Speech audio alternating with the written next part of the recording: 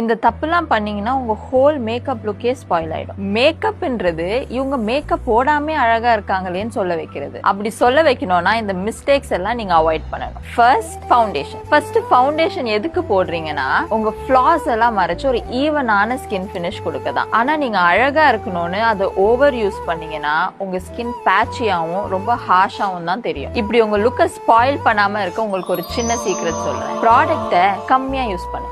Second, skin care. நீங்க makeup பண்றதுக்கு முன்னாடி உங்க ஸ்கின் கேர் ஸ்கிப் பண்ணா உங்க மேக்கப் ஸ்மூத்தா செட்டிலே ஆகாது. நீங்க அழகா இருக்கணும்னு நினைச்சு போடுற கன்சீலர், ஃபவுண்டேஷன், பிளஷ், ஹைலைட்டர் இது எல்லாமே வேஸ்டா போயிடும். So don't skip your skin care. Makeup ப்ராடக்ட்ஸ்னால பிம்பிள், ஆக்னே, அலர்ஜி இதெல்லாம் வரும்னு சொல்றாங்க. அதுக்கு மெயின் கல்பிரேட் உங்க ப்ராடக்ட் கிடையாது, உங்க மேக்கப் பிரஷ். சோ அதை கிளீனா வச்சுக்கோங்க. இதுக்கு நீங்க டெய்லி வாட்டர்ல வாஷ் பண்ணணும்னு இல்ல, அதுக்குன்னு இன்ஸ்டன்டா கிளீன் பண்ற நிறைய பிரஷ் கிளீனிங் சொல்யூஷன்ஸ் இருக்கு. சோ அதை நீங்க யூஸ் பண்றது பெட்டர். மேக்கப் பண்ணும்போது எதெல்லாம் பண்ணக்கூடாதுன்னு சொல்லிட்டேன், அப்போ எதெல்லாம் பண்ணணும்னு சொல்லணும்ல, அதை நான் நெக்ஸ்ட் வீடியோல சொல்றேன்.